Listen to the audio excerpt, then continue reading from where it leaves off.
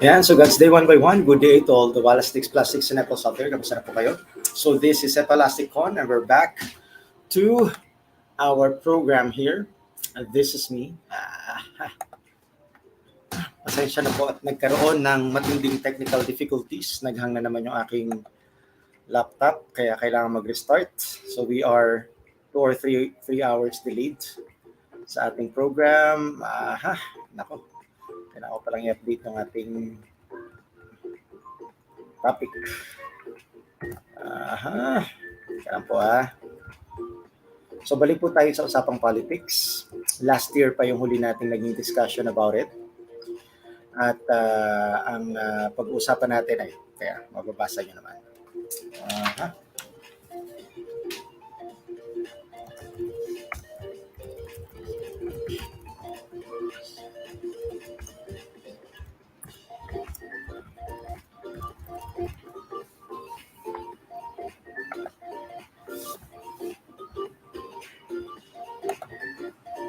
So yan. So again, welcome back to our program. This is me, Real Stories of Real People, here in our YouTube channel, Epalastic. So again, this is Conrad from Cavite. At sinubukan natin na mag-invite ng mga tao para sa topic natin ngayon. We are now on episode 30. Sana tama ako ng pagkakaalala. Episode 30. And it is about, again, usapang politics, 2022 Presidentiables. At ang pag-uusapan natin ngayon ay si VP Leni Robredo. So yan, kaya naka-pink ako ngayon, pasensya na. Ito lang yung available na pink sa aking bahay. So yan. So, ano nga ba yun? Sinubukan natin mag-invite ng mga kakampink. Pero so far, wala pang nagre-respond. Kaya, teka lang.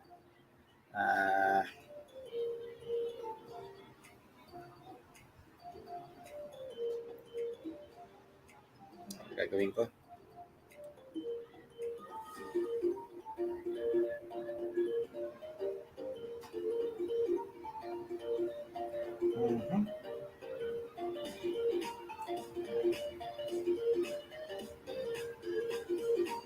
Ayun, okay. Sige. So napag-usapan po natin sa unang episode, and again, I will try to put that on the link on the description box of this live stream. Episode 1 about the 2022 Presidentiables, kung saan diniscuss namin or pinag-usapan namin yung role ng President of the Philippines, then according sa history, kung sino-sino yung magkakasunod na mga naging president ng Philippines. Then after that, ano ba yung mga basic qualifications as per law, as per the Philippine Constitution. And ayun. So, yun po yung mga napag-usapan namin on the first episode. And again, we will try to put the link on the description box ng vlog nito. So, ang sunod nating sasagutin sa topic about the presidentiables ay i-update lang natin yung banner.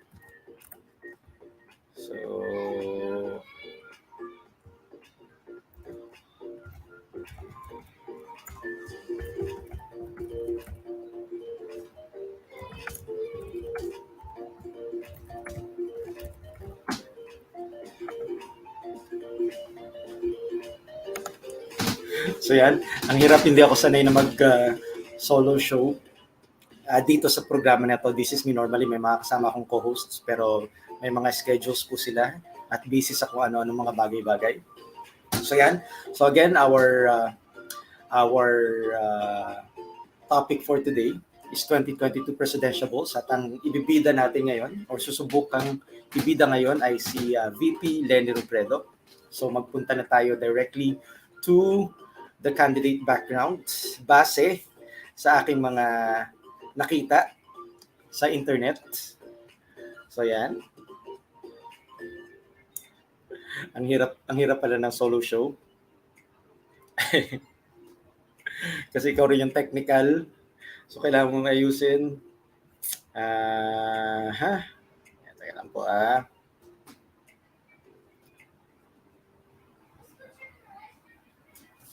So yan, so umpisan muna natin dun sa 2022 presidential bid ni VP Leni Robredo. So on August 30, 2021, base dun sa article na nakita ko online, over 200 organizations, including Lawyers for Leni, held an online People's Convention to highlight the achievements of Leni Robredo and to urge her to run for president in the 2022 election. So again, that was August 30 of 2021. Then, September 30 of 2021, the opposition group, isang sambayan, sana tama yung pagkakapronounce ko. Kasi number one, tapos ang word na sambayan. So isang sambayan, headed by former Supreme Court Justice Antonio Carpio, endorsed Leni Robredo for president in the 2022 elections. Then October 2, 2021, Robredo went to Capas, Tarlac, along with her daughter, Dr. Tricia, for the vaccination of members of the ETA community. She came all the way from her home province, Camarines Sur, where she transferred her residence from Naga City to Magarao Town, which would allow her to run for governor. However, her spokesperson, Attorney Barry Gutierrez, shut down any talk of her running for governor since there was no decision yet for her or of her 2022 plan. So kumbaga, na kinonsider din pala na tumakbo, I don't know, base sa pagkakabasa ko at pagkakaintindi ko doon sa binasa ko. So nagplano pala to run for governor si VP Leni. Then, October 3 of 2021, so it was revealed that Robredo met again with Senators Ping Lacson and Tito Soto in the presence of Senator Frank Drilon as part of efforts at uniting the opposition. No definite result was divulged by the parties.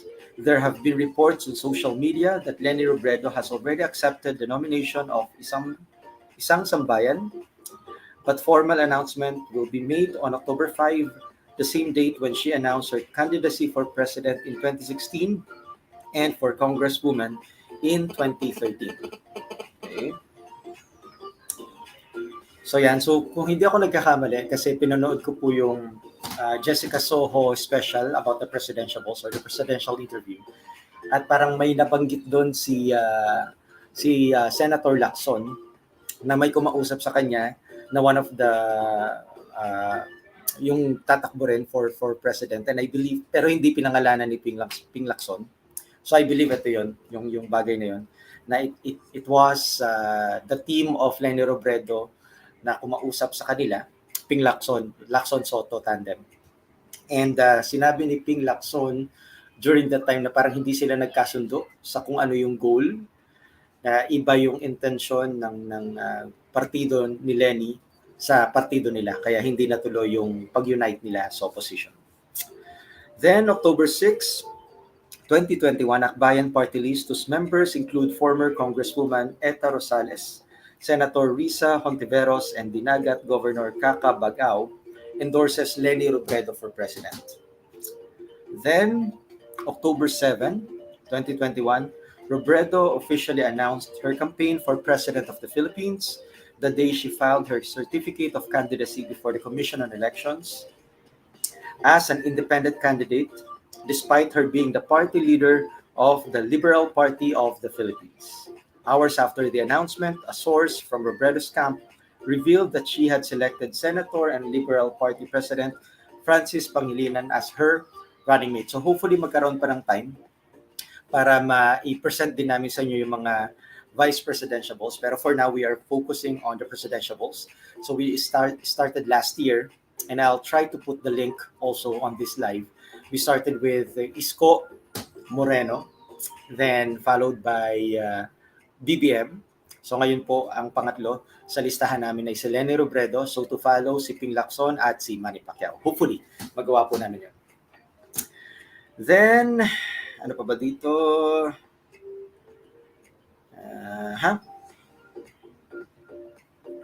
Ayun nga, so October 7, 2021, nag-file ng candidacy si VP Robredo as an independent candidate for to run as the next Philippine president. So despite her being the party leader of the Liberal Party of the Philippines, again, same thing with what she said on the Jessica Soho special, na Liberal Party pa rin naman siya. Though in her candidacy, she will run for as an independent. Excuse me. So hours after the announcement, a source from Robredo's camp revealed that she had selected Senator and Liberal Party President Francis Pangilinan as her running mate. Nabanggit ko na pala siya, nabasa ko na siya kanina. Okay? So,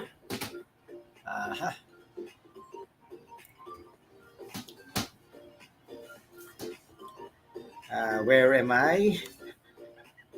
Ang hirap ng solo show. Abala ka sa iba't ibang bagay.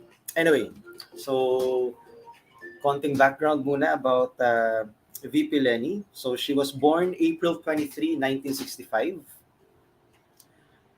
So age 56 na ata siya ngayon. Sana tama yung nakita ko sa Google.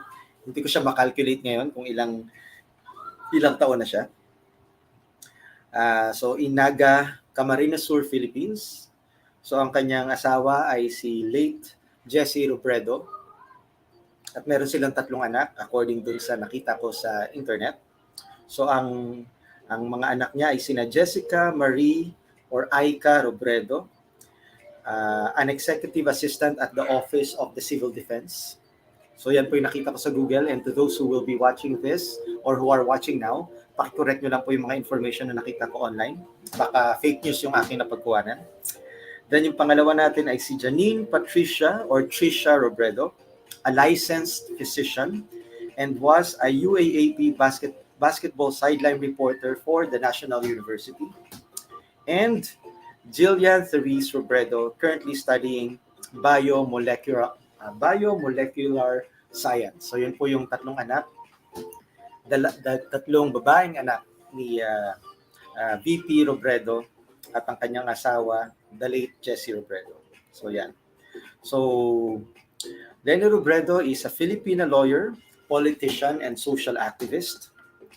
Yan. So sabi nga dito, wife of the late Interior Secretary Jessie Robredo.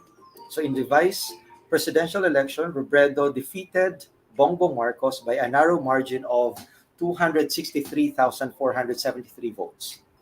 A report released by the Supreme Court further widened her lead to 278,566 over Marcos.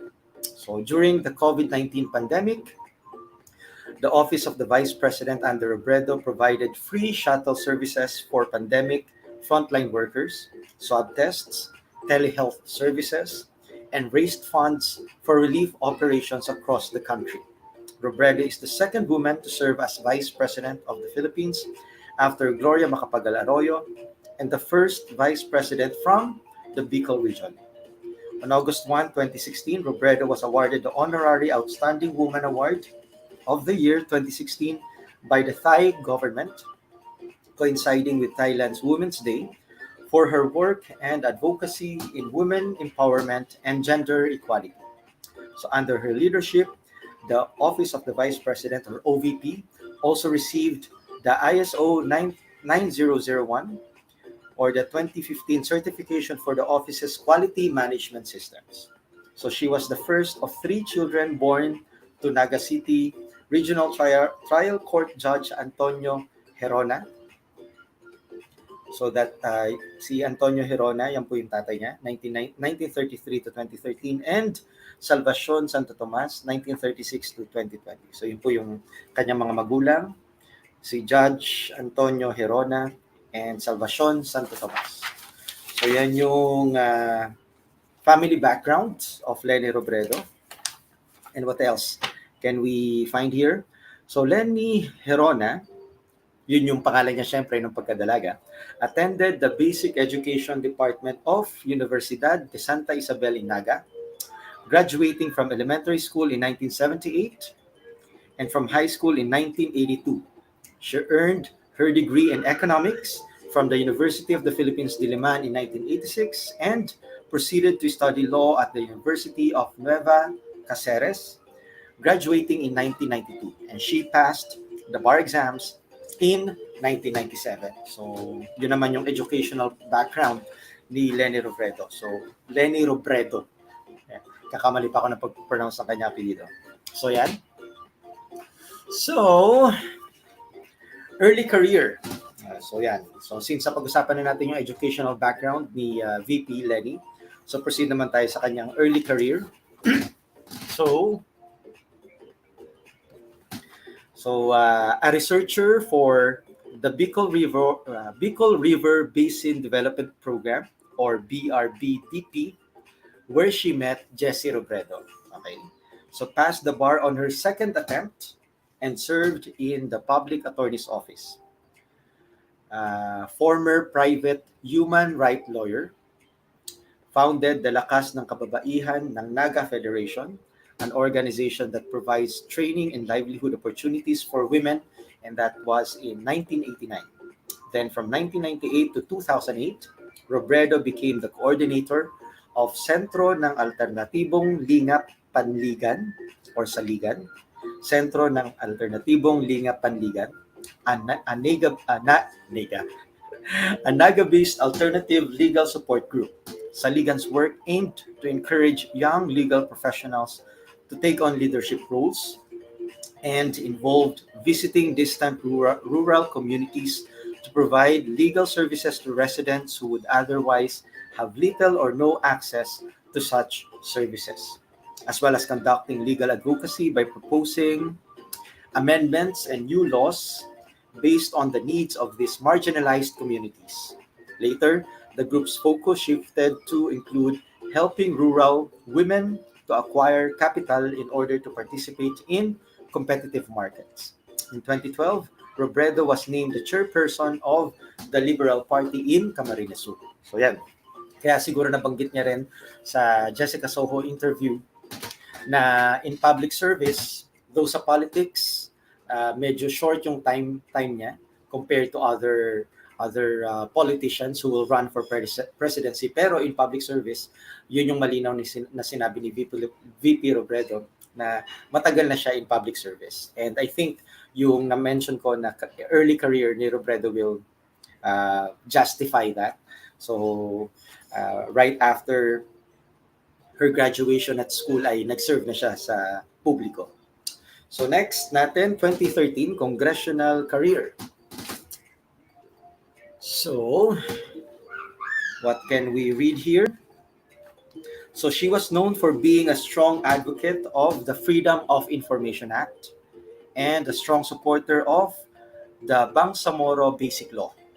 So yan, baka hindi alam ito ng mga tao. So, wait.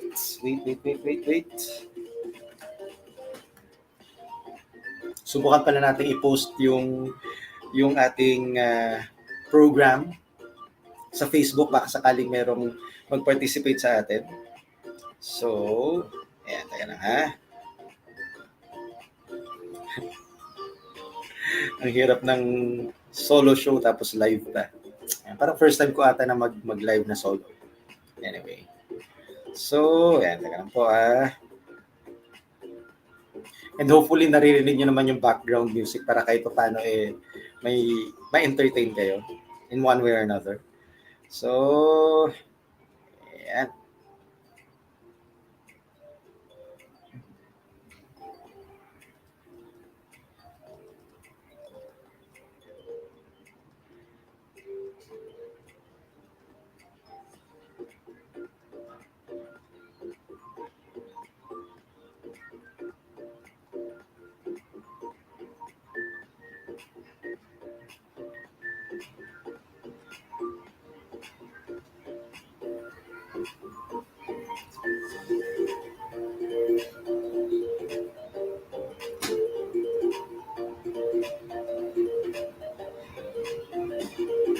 Ayan, sorry for that. So I just posted our live sa Facebook, baka sakaling merong mag-participate at masamahan ako dito. Okay, going back. So, So participatory governance and transparency were major thrusts of Robredo's legislative agenda. The first law Robredo authored in Congress was the Full Disclosure Policy Bill. So that is House Bill 19, which would have mandated all government agencies and their subunits and projects to disclose their budget and financial transactions in a conspicuous manner without any requests from the public, and also provide penalties for violations. So yan. So governance and transparency. Transparency. She sponsored the Open Door Policy Act, or House Bill 6286, which prohibits government offices and agencies from implementing strict dress codes. So yan. So Robredo also authored the People Empowerment Bill, or the House Bill 4911, which sought to allow more participation from Filipinos in decision and policy making, to create partnership between local governments and civil society through the establishment of a People's Council in every local government unit. This act also prescribes the powers and functions of the said council. Then, Participatory Budget Process Bill, or House Bill 3905, which sought to increase participation in budget-related decisions in government projects by locals, to institutionalize citizens' participation in the budget process and for other processes. So far sa mga nababasa ko, nakikita ko dun sa early government or political career of Robredo na parang gusto niyang ma-involve yung mga tao sa gobyerno. So yun yung mga nabasa ko so far ng mga bills na either in-author niya or kino-author niya or in-sponsor niya. Next, paalala lang po ulit sa mga viewers po natin, I'm not an expert on our topic. So nagbabase lang po ang aking opinion sa kung anong nababasa ko. Kaya please bear with me. And again, to those who are watching, you can correct me if I'm wrong doon sa aking mga nabasa. Baka fake news yung aking napagkuhanan. So feel free to comment on the comment section. Okay, next. Where am I? Yan. So House Bill 3237. So freedom of information to strengthen the right of citizens to information held by the government. Ayan. So talagang parang gusto ni VP Leni na ma-involve yung mga Filipino, tayong mga Filipino people sa gobyerno. Kumbaga active involvement. She also wrote the Comprehensive Anti-Discrimination Bill, so House Bill 3432, to prohibit discrimination on the basis of ethnicity, race, religion or belief, sex, gender, sexual orientation, gender identity and expressions, language, disability, HIV status, etc., and provide penalties for this. So yan. So far hindi naman ata matindi yung discrimination sa Pilipinas, pero we know that it is existing. So maganda itong House Bill na ito. And hopefully may isabatas siya. Or maybe baka naman na isabatas na ito, hindi lang ako aware. Pero yan. Next, to promote transparency in the taxation process. So she sponsored the House version, or House Bill 5831, of what would eventually become Republic Act 10708, the Tax Incentives Management and Transparency Act of 2009. So TINTA. So yan. So about sa taxation process. Republic Act 10708, or Tax Incentives Management and Transparency Act. Then, other major legislation co-authored by Robredo includes the Anti-Dynasty Bill.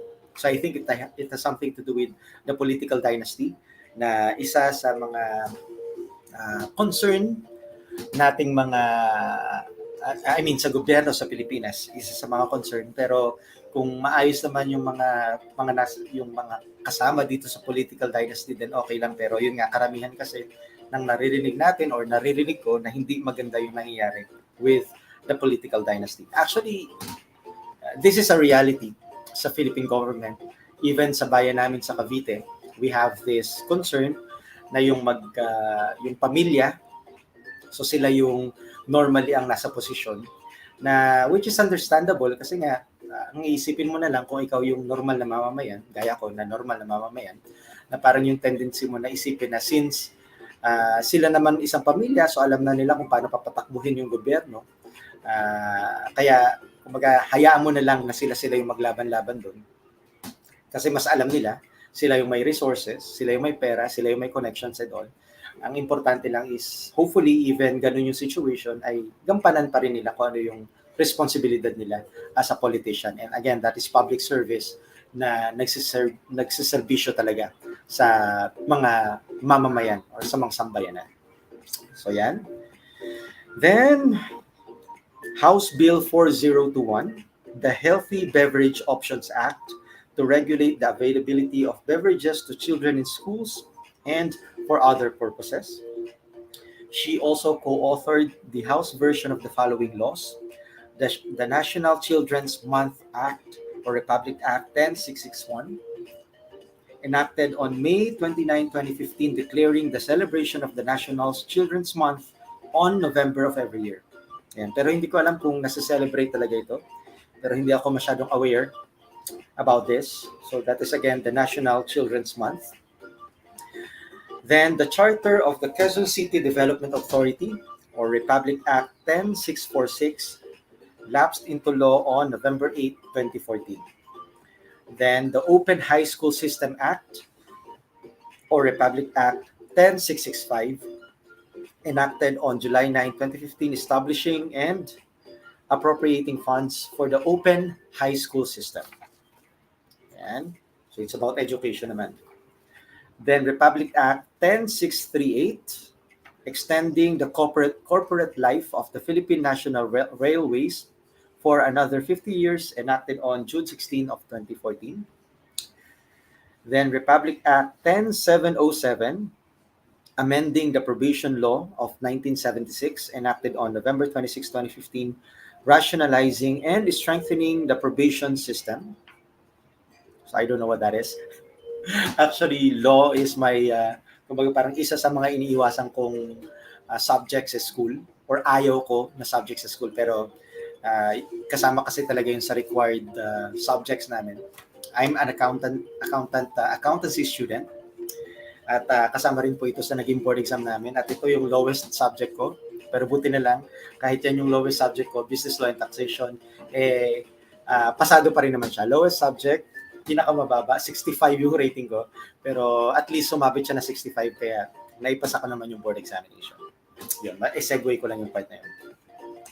Kaya sa usapang law, nosebleed yan for me at ayoko talaga yan. So next, the Graphic Health Warnings Law or Republic Act 10643, enacted on November 15, 2014, prescribing the printing of graphic health warnings on tobacco products.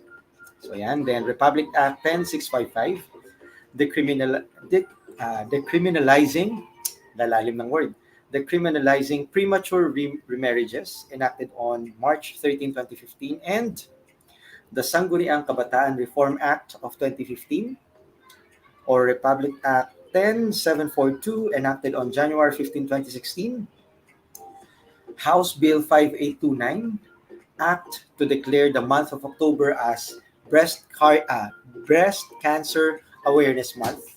So yan. So I think naging issue ito, especially nung time na ginamit ng Team Robredo, yung pink as their color. Color campaign or campaign color, ano bang proper term? Basta, nung ginamit nila yung pink as their color, political color, though we all know that they are part or she's still part of the Liberal Party, pero hindi nila ginamit yung yellow as color, maybe because of the issues behind the dilawans nga, as we call it.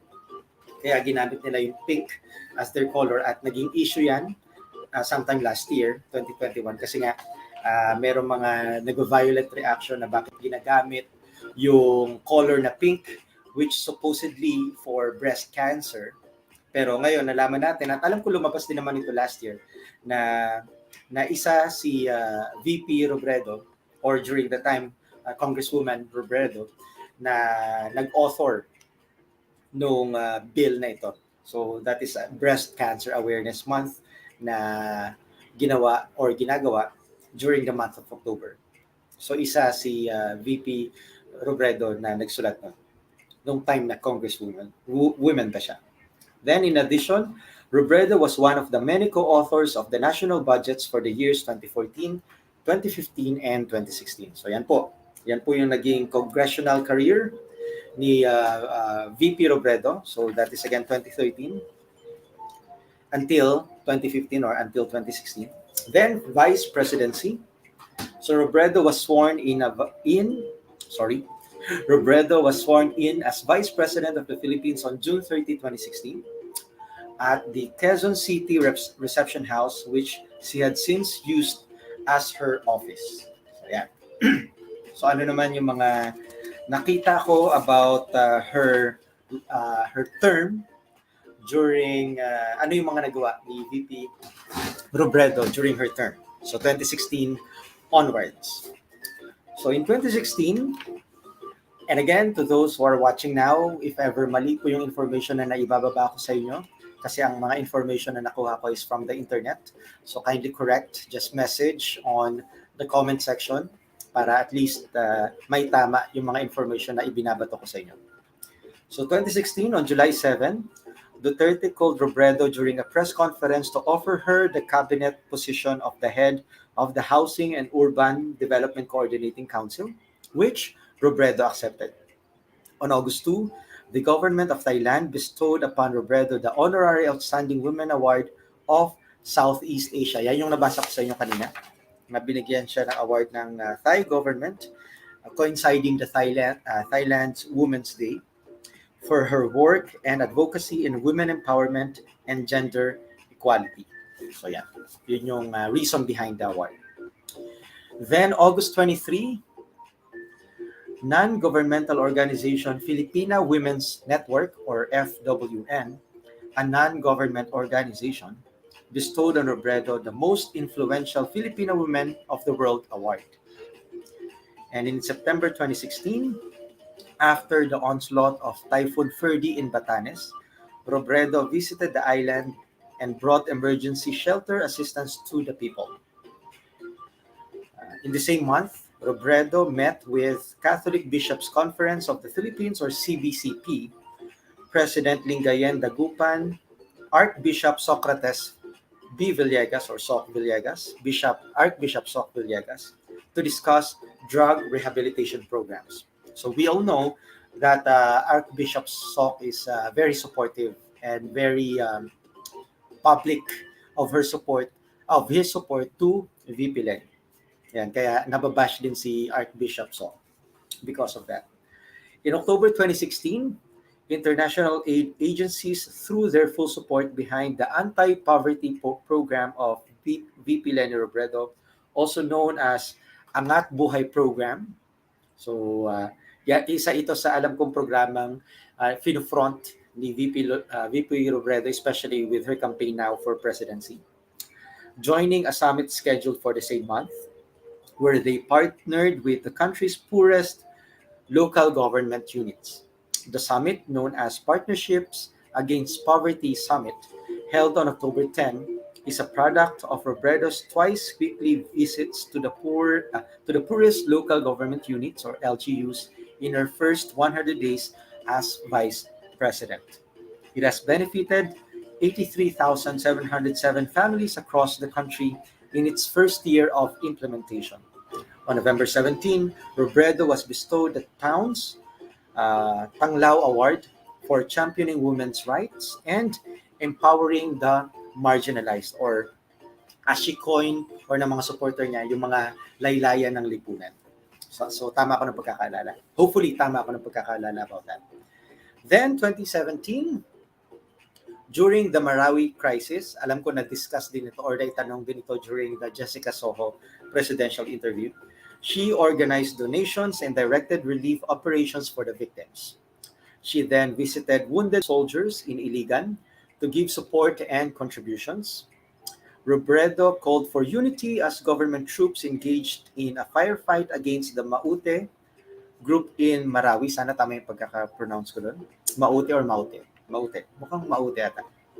And respects President Duterte's implementation of the martial law in the whole of Mindanao as a way to combat terrorism, but has requested measures to ensure that the implementation would not resemble the abuses and violations during Ferdinand Marcos' implementation of Proclamation number 1081.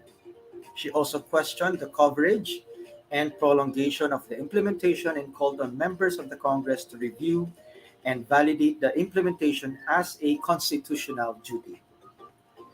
President Rodrigo Duterte skipped participation in what would have been his first Independence Day rites due to exhaustion. So VP Robredo, as the second highest ranking official of the country, led the flag raising and wreath laying ceremonies during the 119th anniversary of the Philippine independence. Foreign Affairs Foreign Affairs Secretary Alan Peter Cayetano stood beside her as Duterte's representative. So yeah.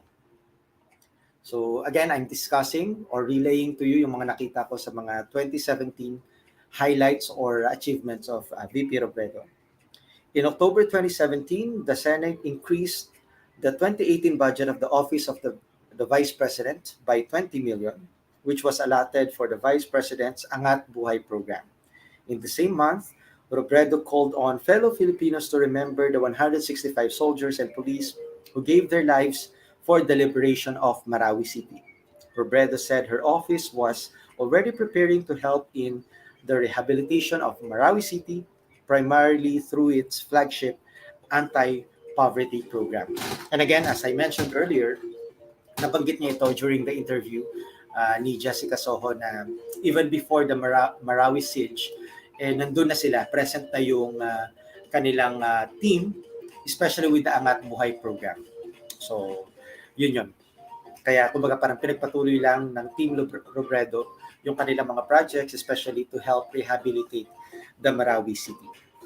Then 2018, on May 6, 2018, Robredo criticized China for establishing missiles in the West Philippine Sea. The missiles were aimed directly at the Philippines. So I don't know kung totoo ito or kung nabalita ba to sa Pilipinas kasi hindi ko siya ma-recall. Pero yan po yung nakita ko online. That is available online. On June 19, Robredo condemned the formal ouster of Chief Justice Maria Lourdes Sereno, whom Duterte declared as his enemy. In July 2018, Robredo formally accepted the role as leader of the opposition. So during 2018, nandiyan na yung Robredo Duterte drama sa politika, yung pag-appoint, tapos pagbawi ng appointment and all. So yan na yan.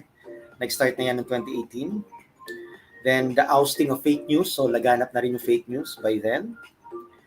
Then comments on the deadly terrorist attack in Basilan. Tapos major landslide in Itogon, Benguet. And also during this time, the launching of Ocho Derecho, na alam naman natin na hindi naging successful. Then, yung issue about the Australian missionary sister Patricia Fox. Yan, the issue about China and the Philippines. The issue about the war on drugs. Ano pa ba dito? Yung martial law assassination of ACO Bicol Party List Representative Rodel Batocabe, a fellow Bicolano. Then on December 30, she led the Rizal Day rites after President Duterte did not attend. So yeah, so parang panay absent si President Duterte sa mga celebration. So Independence Day back in 2017 and this time sa Rizal Day on 2018. Pero for sure may reason naman behind kung bakit hindi present si President Duterte sa mga occasion na yun. Then 2019, on January 1, 2019, New Year's Day, Robredo visited landslide hit towns in Camarines Sur. Doon naman talaga yung bayan ni VP Robredo. Then on January 15, 2019, she urged the Department of Foreign Affairs to take action amid the national data breach crisis. Then in January 26, she condemned the deadly Sulu blast at a Catholic cathedral in Jolo. Then on July 19, 2019, the PNP Criminal Investigation and Detection Group, or CIDG, filed charges against Robredo and other members of the opposition for sedition, cyber libel, staffa, and harboring a criminal and obstruction of justice. Hindi ko na ma-recall kung ano yung issue behind this. Pero yan, so that is back on July 2019. Then October 2019, issues about the United Nations and the war on drugs. Then on November 4, 2019, Duterte assigned Robredo to be co-chairperson of the Interagency Committee on Anti-Illegal Drugs, or ECAD, until the end of his term in 2022, said presidential spokesman Salvador Panelo. After 19 days, however, Duterte fired Robredo from her post. So yan, mga drama ng Duterte Robredo. Yan. So that was in 2019. Then 2020, during the aftermath of the 2020 Taal volcano eruption, she went to Batangas and Cavite, the most affected regions of the volcano eruption, on January 21 to distribute relief goods through her office and some partner organizations. The effort donated 1,500 food packs, 1,500 hygiene kits, and 1,500 sleeping mats for the victims. Leni herself also distributed lugaw or porridge and pandesal to the victims. So alam naman natin ito na naichismis ang lugaw kay VP Robredo, which later on yun na rin yung ginamit niya na representation niya of the office, or isa sa representation niya of the office, yung lugaw. Okay, next. On February 10, 2020, she was cleared of charges filed by the CIDG, yun yung nabanggit ko kasi sa inyo kanina noong 2019, yung issue about sedition, cyber libel, estafa, harboring criminal, and obstruction of justice. So, na-dismiss yung case, na-clear si VP Robredo on that. Then, during the COVID-19 pandemic, so we all know that happened back in 2020, March of 2020, the Office of the Vice President provided free shuttle services for frontliners and emergency workers as the entire island of Luzon was put on an enhanced community quarantine. So, nabanggit ko rin yan kanina, yung background of VP Robredo. So, the office has also delivered 7,350 personal protective equipment, or yung PPEs, to 9 hospitals, including the San Lazaro Hospital, the Philippine General Hospital, and the Lung Center of the Philippines. And a total of 17.3 million pesos was raised for these donations, including food and care packages for the health workers and their families.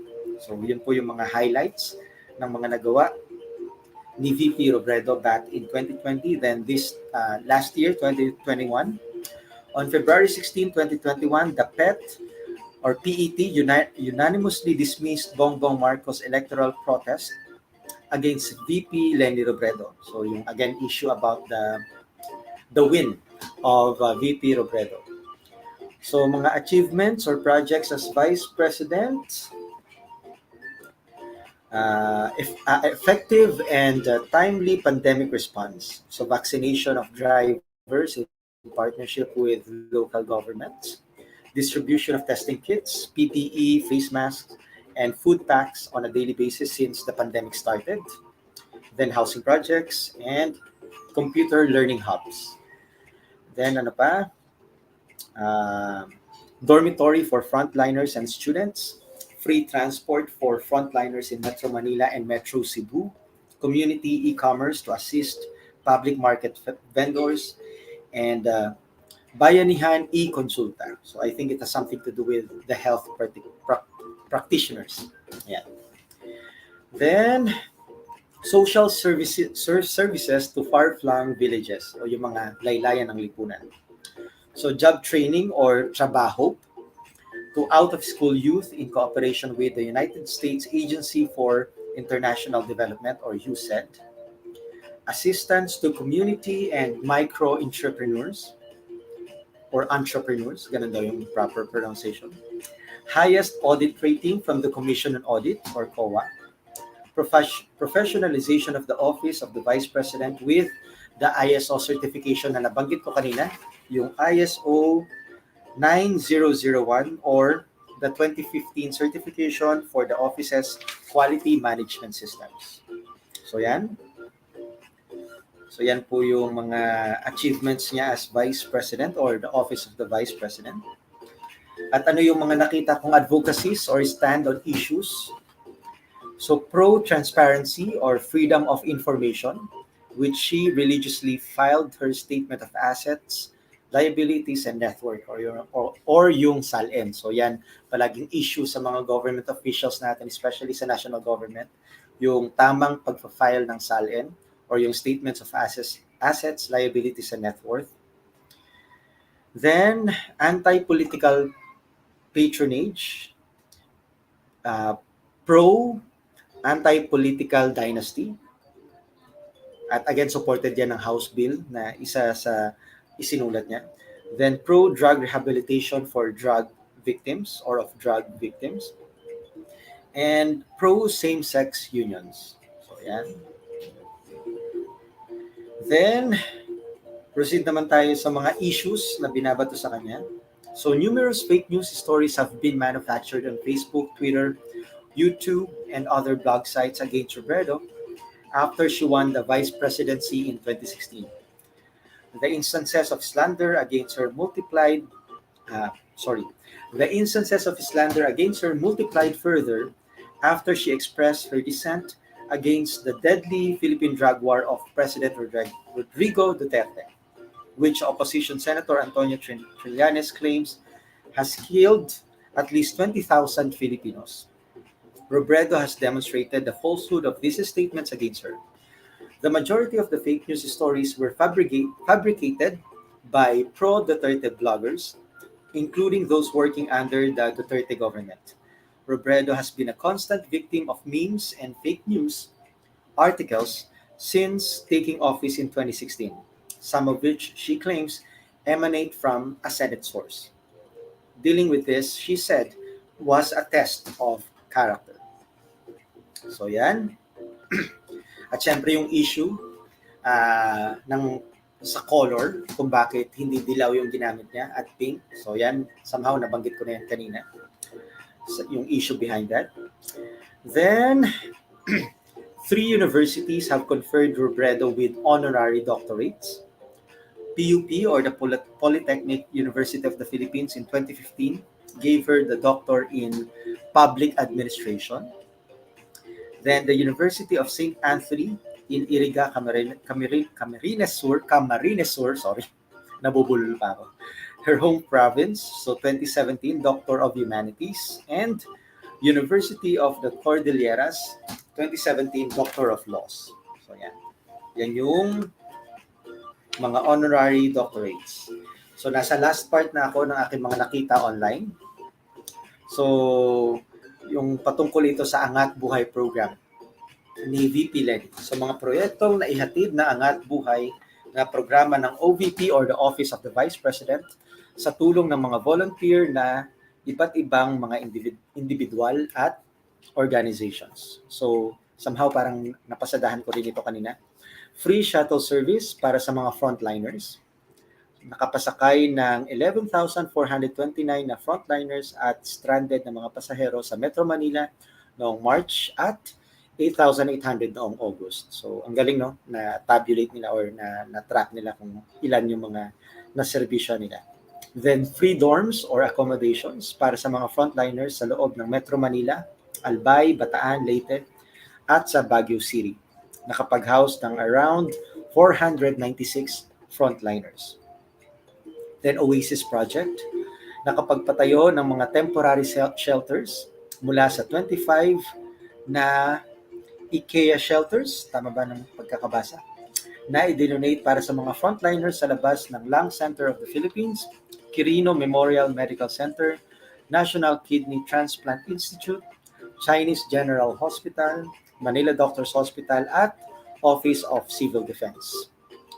Then, Community Mart, isang mobile application na nakatulong sa mga tindera sa iba't ibang mga market sa Metro Manila na maitinda ang kanilang mga produkto at sa mga tricycle drivers para ma-deliver ang mga produkto. So yung mga binabasa ko po ngayon, ito yung mga projects under Angat Buhay program. Then, Bayanihan e-Eskwela. Nakapag-ipon ng sapat na donasyon upang makapag-donate ng mga kagamitang pang-eskwela na ipinadala sa mga public schools sa Pampanga at Benguet, na somehow maisingit ko lang. So we have what we call the Family is the Key movement. It is a movement that hopefully inspire uh, people, especially Filipino people, yung importance ng family. Kasi parang napag-usapan namin ng kaibigan ko sometime in 2020 na parang napag-usapan lang namin out of nowhere yung problema ng Pilipinas about sa mga kahirapan and all. So naisip namin doon na ang makakatulong doon sa pagbabago, yung gustong pagbabago ay yung pamilya as a basic unit of the family. Kaya yun, naisip namin yung Family is the Key movement at nakaisip kami ng mga projects under it. So we launched sometime in December of 2020, yung first year namin of the Gifting Bulilit. It is a gift giving project para sa mga bata aging 7 years old to 12. Sana tama ako ng pagkakalala. Or younger, parang 2 or 3 years old to 12 or to 7. Sorry, nakalimutan ko na. Anyway, mababanggit ko rin yan sometime sa mga vlog. Then, yung second project naman na relaunch in 2021, yung Schooling Bulilit. So, yun naman yung giving school supplies sa mga bata. So, yung naging recipient po namin noon, yung aking alma mater, yung Area J Elementary School or RJES. So, doon namin ibinigay yung aming kaunting tulong patungkol sa Brigada Eskwela. Na yung project name namin na dinala is yung Schooling Bulilit. So again, to those who are watching this vlog or nakaabot at this time sa vlog na ito, so you can adopt the name of the project. So again, Gifting Bulilit, it is a gift-giving project normally during Christmas. And the Schooling Bulilit, giving school supplies sa mga kabataan natin, especially sa mga mahihirap na kabataan natin, sa mga public schools. So yan. So yun, na-segue ko lang yung part na yun. So next ay, again, sa mga projects under Angat Buhay Program, Community Learning Hubs, mga safe na lugar kung saan merong libreng internet, mga computer, at mga libro para makapag-participate ang mga bata sa kanilang online classes. At donation para sa mga locally stranded individuals, nakapagbigay ng mahigit 55,000 relief packs worth 25.61 million pesos at mahigit 40,000 kilo ng gulay sa mga komunidad sa NCR, Samar, Maguindanao at Cebu. Nakapagbigay din ng 12.4 million pesos para sa pagkain ng frontliners at sa iba pang mga komunidad. So yan. Ang kanilang hashtag ay Let Leni Lead 2022. So yan. So yan po.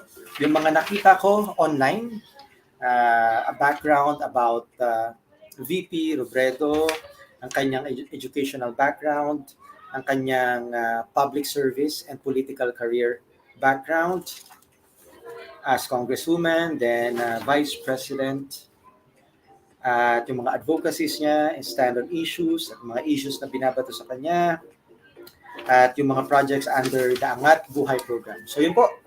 So yun po yung aking mga na-research online about VP Robredo. And again, if ever may mga mali po ako information or may mga gusto po kayong idagdag na information about VP Robredo, especially sa mga supporters po niya, mga kakampinks out there. So don't hesitate to leave your comments on the comment section.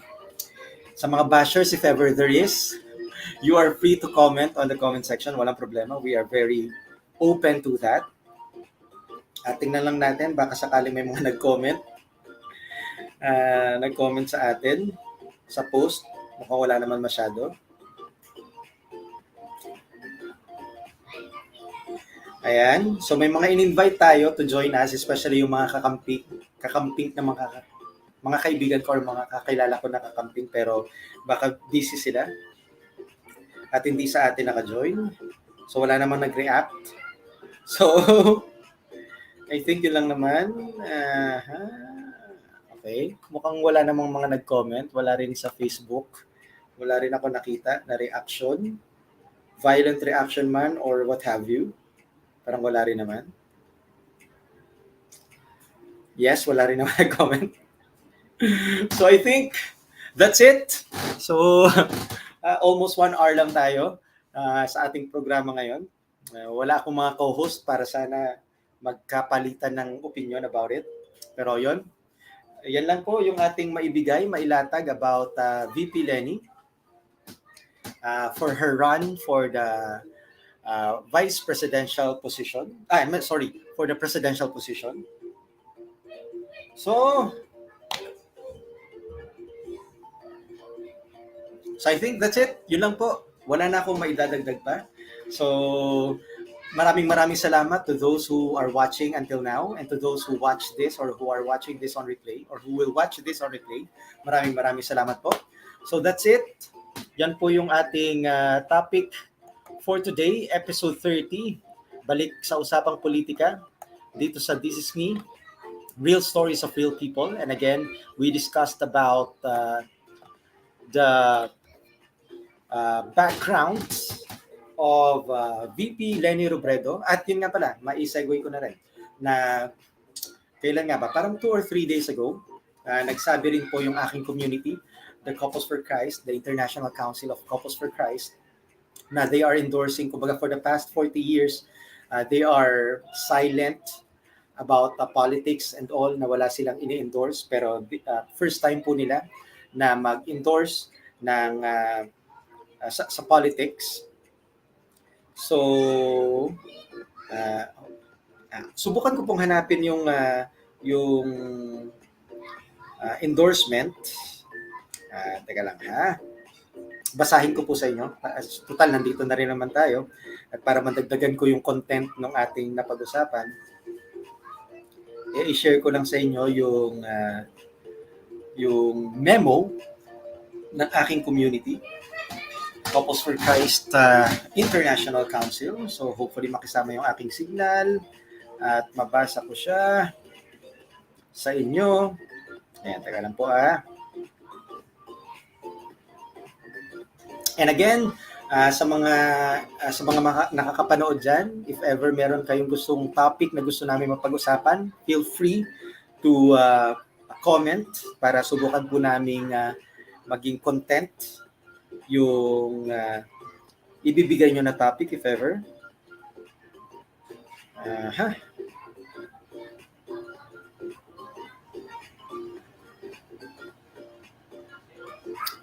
Okay, so yan. So last Sunday, February 20, 2022, the 9-man CFC International Council underwent the Circles of Discernment exercise after a mass celebrated by Father Olin SJ and spending the day in prayer and discussion.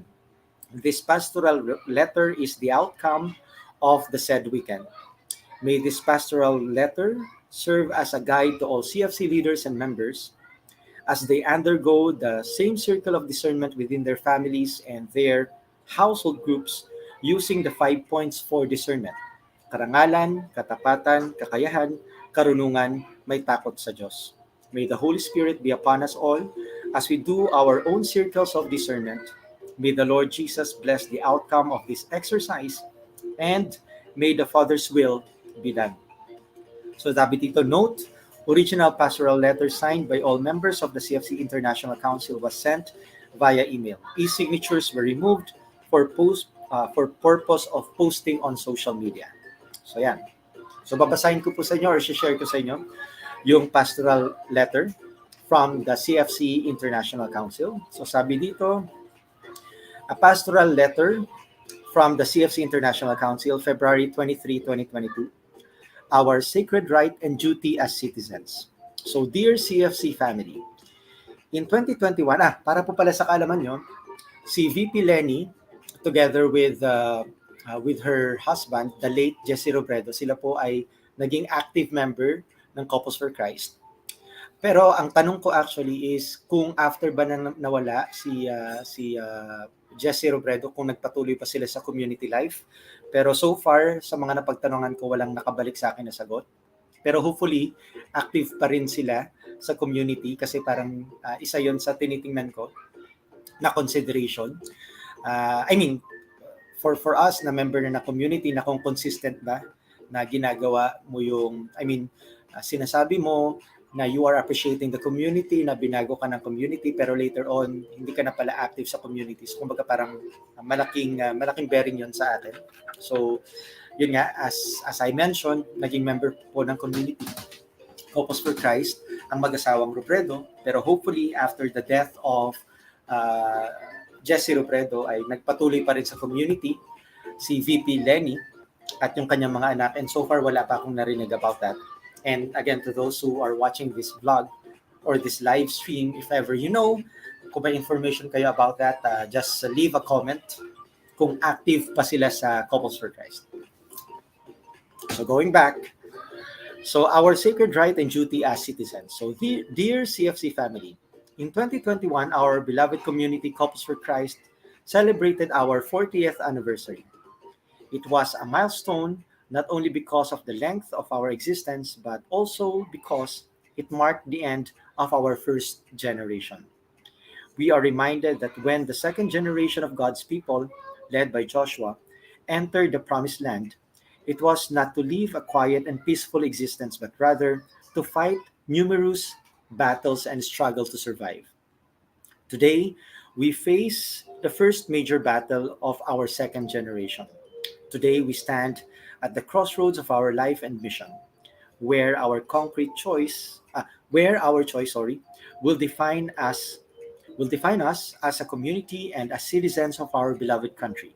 We refer to our May 2022 elections when we are called to exercise our sacred right and duty as citizens of our land. We are aware that amid the din of campaign speeches in these 2022 elections, exacerbated, ang lalim ng English, exacerbated by fake news and trolling, you look to us, your international council, for guidance and direction on how to navigate this particular battleground. Ay, teka lang po. Ay, ano meron? Sino may birthday? Ay, happy birthday to. Salamat.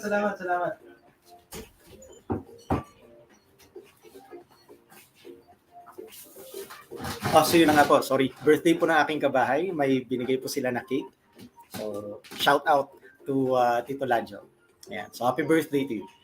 So, going back, so where am I? So, ulitin ko lang yung binasa ko na paragraph. So, we are aware that amid the din of campaign speeches in these 2022 elections, exacerbated by fake news and trolling, you look to us, your international council, for guidance and direction on how to navigate this particular battleground. In every election, we have tried our best to do that. We have consistently provided a basic foundation upon which your discernment will flow. In every election, we have issued pastoral statement and guidelines, and that have sought to clarify our stand as a community. In our pastoral letter dated December 5, 2021, we reiterated those guidelines and we quote, CFC as an institution will not endorse particular candidates or parties. However, this does not preclude our individual participation in the electoral process.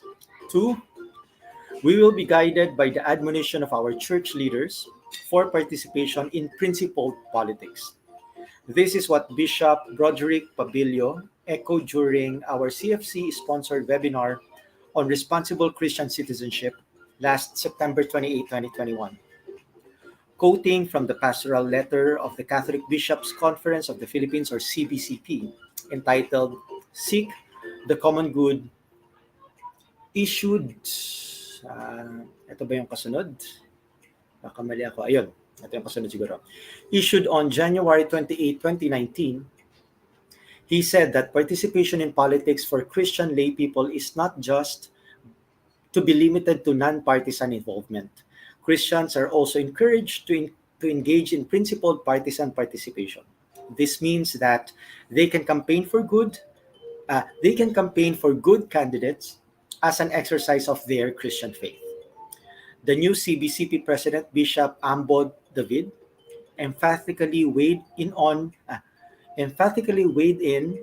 principled politics for the election during the online courtesy call of the International Council Brothers to him last December 3, 2021.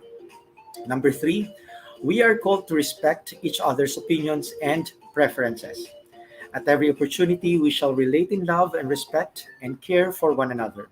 We should not indulge in divisive discussions. All of us should keep to heart and mind that national elections come around every 6 years. But but our bonds of mutual love, respect, and friendship will always remain. Number four, participate in circles of discernment. Generally, these are small groups made up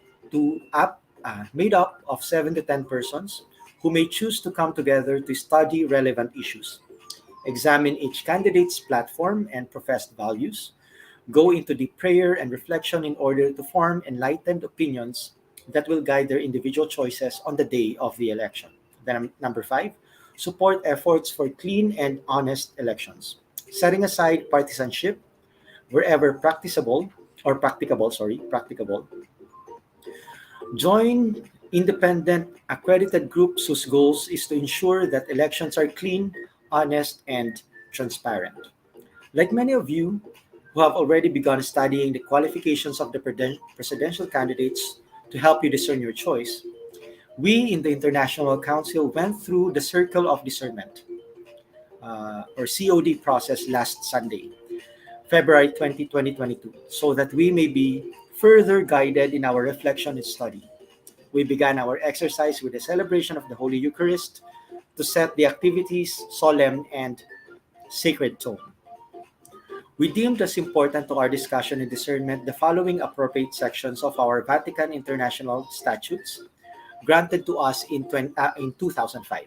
Section 2.24, Societal, paano ba i-pronounce it? Societal, sorry.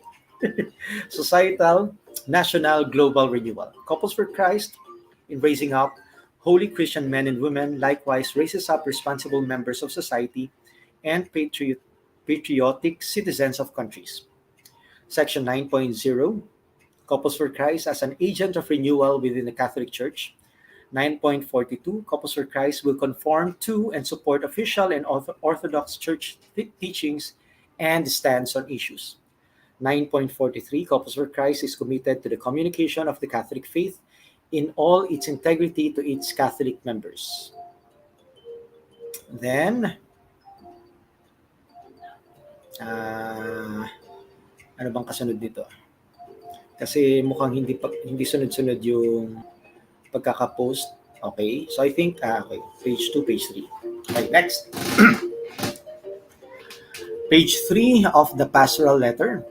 So we also went into a deep discussion of the criteria we felt were crucial in choosing the best leaders for our country. We reviewed the criteria that some organizations have formulated, such as the Diocese of Cubao and our own STMA, and juxtaposed those with our CFC values of pro-God, pro-family, pro-life, and pro-poor. In the end, we came up with the following simplified criteria which we highly recommend all of you adopt in your own CODs or ano yung COD? Circle of Discernment.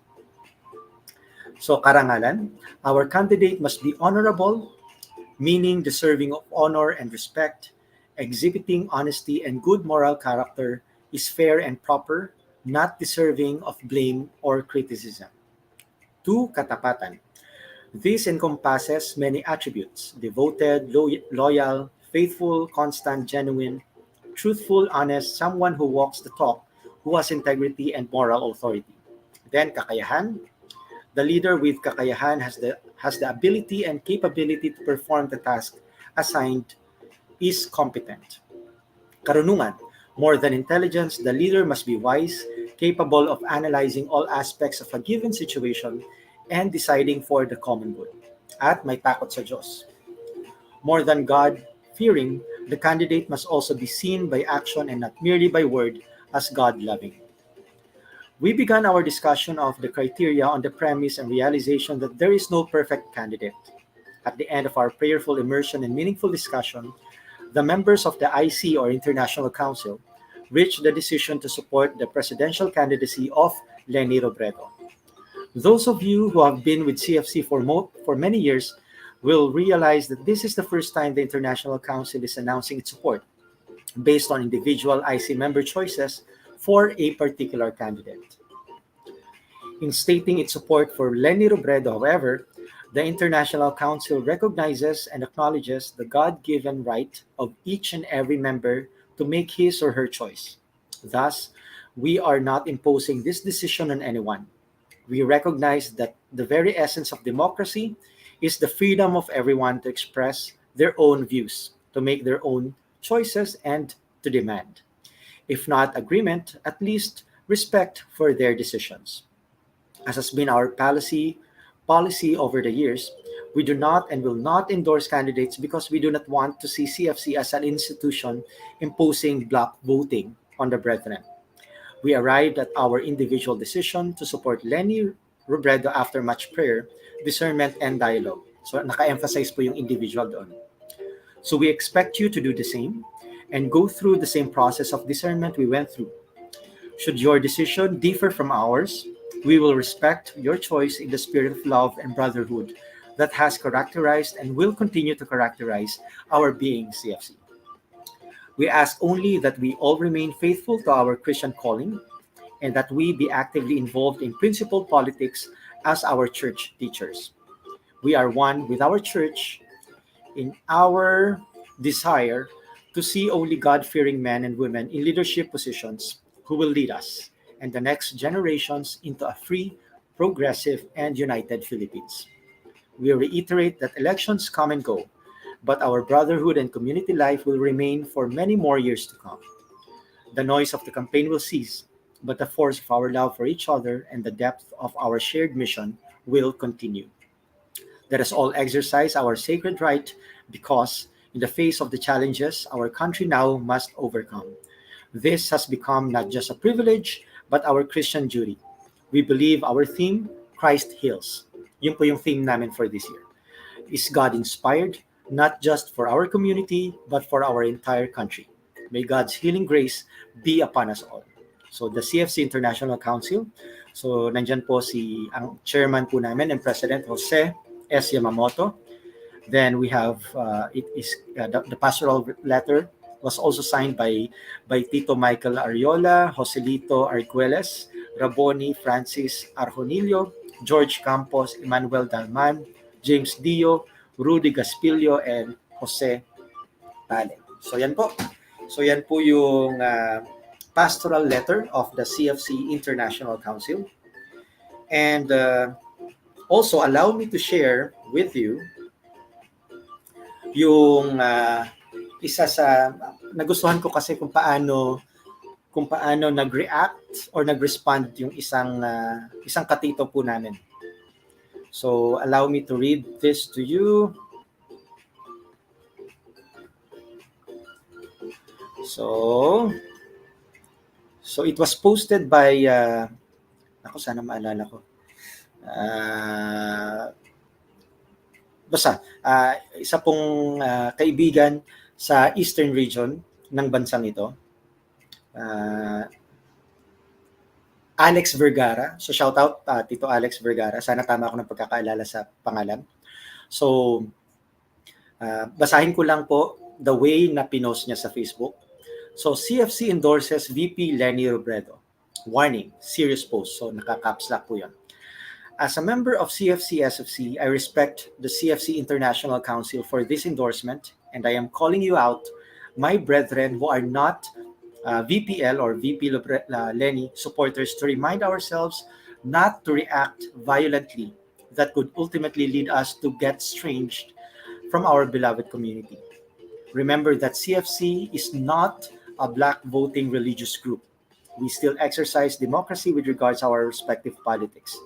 This is in fact implied in this pastoral letter, and I believe that our leaders mean it sincerely. So yun yung nabasa ko sa inyo kanina, yung pastoral letter. So if you are not voting for VP Leni Robredo, I won't. Do not think of it as a rebellious vote against CFC, but rather just take it as it is, that you are just exercising your democratic right to choose our country's leader in the next 6 years. Now, don't you miss your household prayer meetings and other activities. So, yan po. So, maganda yung pagkaka-construct ni Tito Alex doon sa post niya na yon sa Facebook. So, it's very calm, it's very peaceful. So, yan. Tapos, parang may gusto rin akong i-share sa inyo. So sinasamantala ko po yung pagkakataon para at least humabahaba yung ating airtime. So i-share ko po sa inyo yung isang post din po ni Tito Alex. Sana tama ko na, yes, yun nga, tama naman. Tito Alex Vergara. Yun yung kanyang pangalan sa Facebook. So allow me to share with you another post of him na related sa campaign period about the 2022 elections and all. Kasi maganda rin po yung yung nakalagay na content. So, taga lang po, hanapin ko lang.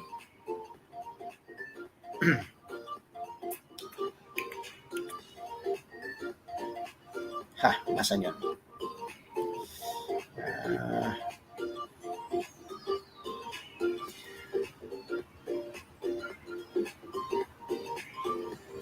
Ayan, okay. So how should Christians behave in their campaigning during elections? So number one, as a Christian, you represent Christ, not the politician you are rooting for. If you behave badly, it will not reflect on the politician. It will reflect on Christ. Think about this when you start promoting your candidate. Number two, especially nga na meron tayong mga kakilala na nag-aaway or nagsisiraan and all. So yan, very common yan ngayon sa mga panahon ngayon. Number two, promote your candidate by sharing their merits, not by destroying their opponents. So again, napaka-common ito ngayon. It is not appropriate for us who claim to follow Christ to make other candidates look bad, just to make our candidates look good. Number three, make sure that what you are saying are confirmed facts, not hearsay or fake news. Christians do not slander or cast slurs against others. Number four, no matter who your candidate is, remember they are not perfect. They have flaws, failures, and faults. So do not treat them like gods or goddesses that can do no wrong. Number five, elections are temporary. Do not do something permanent like fellow believers, like destroying your relationship with other people, especially with fellow believers in Christ. We are called to put our minds on eternal things and not on temporary things. So that is from 2 Corinthians 4 verse 18. Number six, do not get embroiled in pointless debates and arguments that drag the name of Christ in the mud. Whatever you do, protect the name of your Lord and Savior. So yan. So minsan kasi yung iba ay ginagamit na ang pangalan ng Panginoon or yung community or what have you patungkol sa para lang i-justify yung kanilang mga binoboto or yung kanilang pambato, yung kanilang manok. Number seven, make sure that your passion for your candidate does not exceed your passion for Christ. You owe your life and eternity to Christ. You owe nothing to your candidate. God redeemed you and called you by name. Your candidate does not even know you exist. Natotoo naman yan. Number eight, do everything with love as your motive. If you cannot do it out of love, then don't do it. So yan po, mga 8 points on how should Christians behave in their campaigning during elections. So again, that was shared or I saw that post kay Tito Alex Vergara. So shout out Tito Alex and thank you for sharing this how do you call this? Fair point of view sa nangyayaring campaign period and all. So yun po.